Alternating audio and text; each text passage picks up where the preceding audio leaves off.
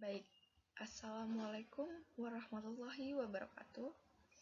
Perkenalkan, nama saya Eva Rizkia Safitri dengan NIM 231240038. Di sini saya akan mempresentasikan tugas sejarah peradaban Islam dengan tema menceritakan silsilah Umar bin Khattab dari lahir hingga wafatnya, yang dibimbing langsung oleh Dr. Randa Helnanelis MPD. Baik, selanjutnya akan diceritakan di slide selanjutnya. Terima kasih.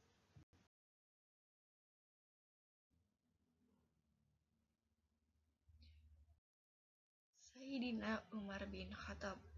Umar bin Khattab lahir di Mekah dari Bani Adi yang masih satu rumpun dari suku Quraisy dengan nama lengkap Umar bin Al-Khattab ibn Abdul Uzza ibn Riyad ibn Qurt ibn Razah ibn Adi ibn Ka'ab ibn Lu'ay al-Quraisy al-Adawi.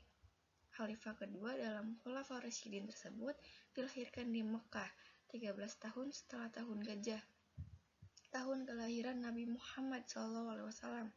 Keluarga Umar tergolong keluarga kelas menengah. Ia bisa membaca dan menulis, yang pada masa itu merupakan sesuatu yang sangat jarang terjadi. Umar bin Khattab dikenal memiliki fisik yang kuat, sehingga ia amat disegani dan ditakuti pada masa itu. Beliau memiliki watak yang keras hingga dijuluki sebagai singa padang pasir. Sebelum memeluk agama Islam, beliau dikenal sebagai orang yang gemar meminum minuman keras. Namun, setelah menjadi muslim, beliau tidak lagi menyentuh alkohol sama sekali. Usai mendapat hidayah dan masuk Islam, Umar bin Khattab muncul sebagai sosok yang gigih dalam menegakkan ajaran agama Islam.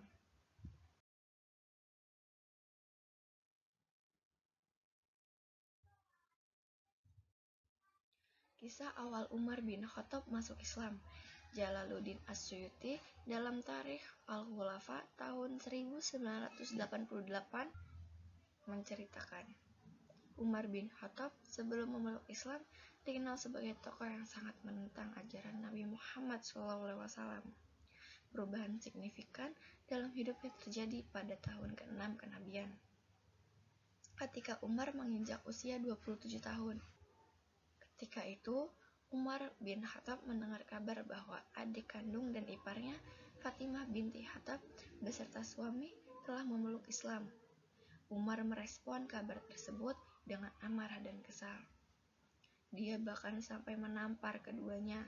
Ketika berada di rumah adiknya, Umar melihat sebuah lembaran yang berisikan ayat-ayat Al-Quran, tepatnya ayat awal surat Toha. Membaca ayat-ayat tersebut, Umar merasakan kedamaian dan ketenangan dalam hatinya. Tergerak oleh pengalaman magis itu, Umar mengambil lembaran tersebut dan memutuskan untuk menemui Nabi Muhammad SAW di rumah Al-Arqam, rumah seseorang yang dijadikan sebagai tempat Rasulullah berdakwah.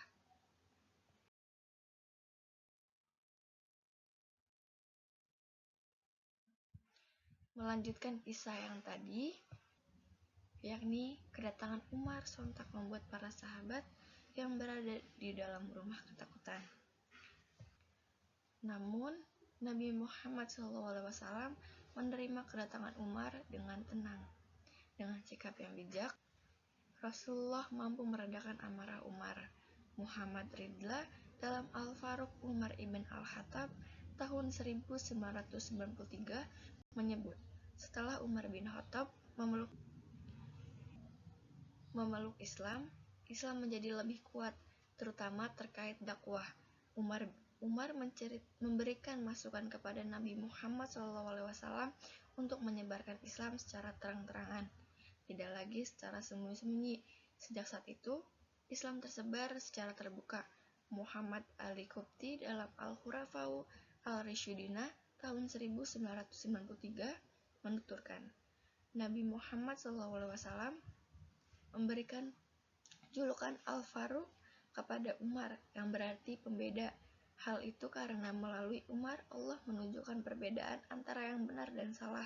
Umar bin Khattab juga menjadi penasehat terdekat Nabi Muhammad SAW dan terus mendukungnya sepanjang hidup.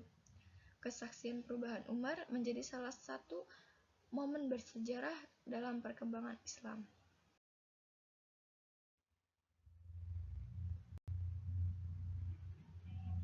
Rangkuman kisah Umar bin Khattab diangkat menjadi khalifah. H.M. Sholihin dalam Sejarah Peradaban Islam tahun 2005 menjelaskan Umar bin Khattab diangkat menjadi khalifah saat kepemimpinan Abu Bakar yang berlangsung selama kurang lebih 2 tahun. Terpaksa harus berakhir karena dirinya mengalami sakit. Untuk mengatasi situasi tersebut, Abu Bakar melakukan musyawarah dengan para sahabat guna memilih pengganti yang layak sebagai khalifah. Dalam musyawarah tersebut, Abu Bakar mengungkapkan kriteria-kriteria yang seharusnya dimiliki oleh seorang al-khalifah. Setelah menerima masukan dari para sahabat, Abu Bakar memutuskan bahwa Umar bin Khattab adalah orang yang paling layak untuk menggantikannya sebagai khalifah. Abu Bakar kemudian membuat pernyataan serupa surat wasiat yang menyatakan penunjukan Umar bin Khattab sebagai penggantinya. Umat Islam pun harus mengamininya. Setelah Abu Bakar wafat, Umar langsung diresmikan sebagai khalifah kedua, meskipun pengangkatan Umar sebagai khalifah terkesan direncanakan karena tidak melalui musyawarah langsung. Tidak ada masalah yang timbul di kalangan Muslim. Umar bin Khattab memimpin kekhalifahan Rasyidin selama sekitar 10 tahun, dari tahun 634 hingga 644 Masehi.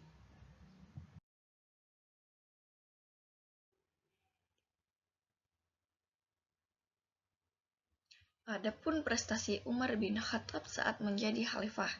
Umar memangku jabatan khalifah dengan wasiat dari Abu Bakar. Dia mulai memangku khalifah pada bulan Jumadil akhir tahun 13 Hijriah. Beberapa prestasi yang telah dicapai oleh Umar bin Khattab diantaranya sebagai berikut. Yang pertama, perluasan daerah Islam. Usaha perluasan daerah dan pengembangan Islam di Persia dan Syria yang telah dilakukan oleh zaman Khalifah Abu Bakar kemudian dilanjutkan kembali oleh Khalifah Umar bin Khattab hingga selesai, dan juga perluasan daerah dan pengembangan Islam di Mesir.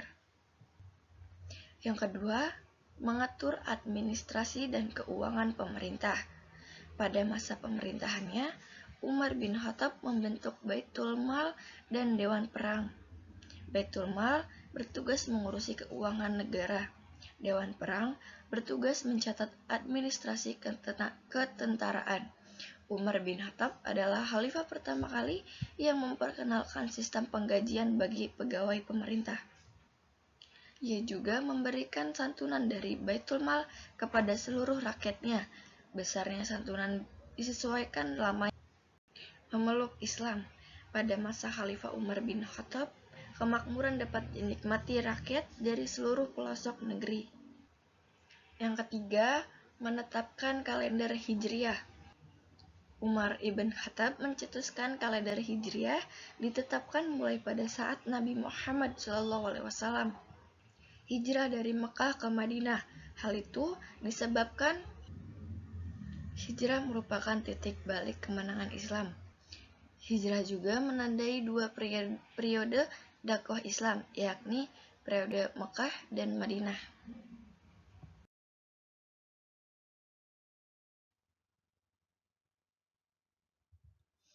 Wafatnya Umar bin Khattab. Keberhasilan Khalifah Umar bin Khattab dalam memerdekakan negara-negara dunia menimbulkan rasa iri dan dendam dari para musuh Islam, terutama Yahudi dan Persia.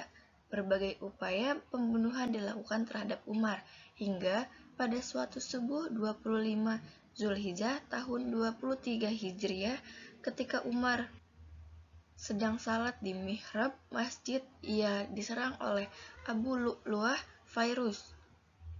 Ia merupakan budak yang awalnya beragama Majusi dan tinggal di Romawi.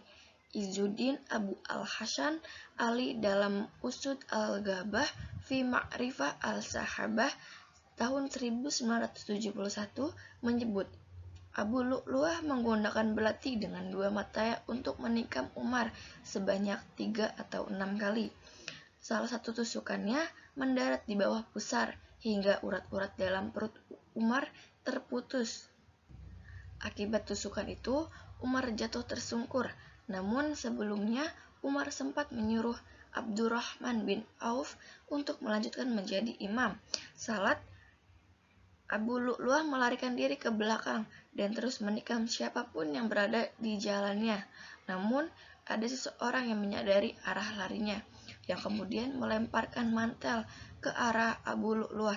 Sebelum dihukum, orang yang menyerang Umar bin Khattab tersebut memutuskan bunuh diri. Peristiwa tersebut menyebabkan orang terluka dan 6 orang meninggal. Umar mati syahid pada hari Rabu, bulan Zulhijjah tahun 23 Hijriah, setelah memimpin sebagai khalifah selama 10 tahun 6 bulan.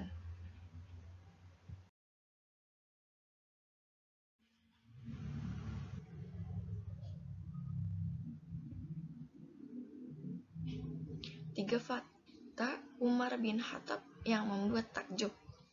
Yang pertama, penduduk surga yang berjalan di muka bumi. Rasul memuliakan kedudukan Umar. Dalam sebuah riwayat Sa'id bin al-Musya'ib bahwa Abu Hurairah berkata, ketika kamu sedang berada di sisi Rasulullah SAW, beliau bersabda, sewaktu tidur, aku bermimpi seolah-olah aku melihat surga. Kemudian aku melihat seorang wanita berwudu di samping sebuah istana. Maka aku bertanya, milik siapa istana ini? Mereka menjawab, milik Umar. Maka aku teringat akan kecemburuan Umar sehingga aku menjauhi istana itu. Umar menangis dan berkata, demi Allah, mana mungkin aku cemburu kepadamu, wahai Rasulullah. Hadis riwayat Bukhari. Yang kedua, Umar bin Khattab membuat Islam semakin tangguh. Hidayah Allah untuk meluluhkan hati Umar yang begitu keras mudah diluluhkan. Penggalan surat Toha membuat hati Umar luluh dan segera memeluk Islam. Ini juga berkat doa Rasulullah SAW kepada Allah atas Amirul Mukminin. Islam semakin kuat setelah Umar masuk agama Allah ini. Ia terkenal cakap dalam mengatur strategi perang. Kekuasaan Islam meluas dengan cepat. Yang ketiga, manusia yang ditakuti setan. Dalam salah satu riwayat Aisyah radhiyallahu anhu bahwa Rasulullah pernah bersabda, sesungguhnya setan lari ketakutan jika bertemumu. Rasulullah bersabda, wahai Ibnul Khattab, demi zat yang jiwaku berada di dalamnya, tidaklah setan bertemu denganmu di suatu jalan, melainkan akan mencari jalan yang lain dari jalanmu. Hadis riwayat Bukhari nomor 3480.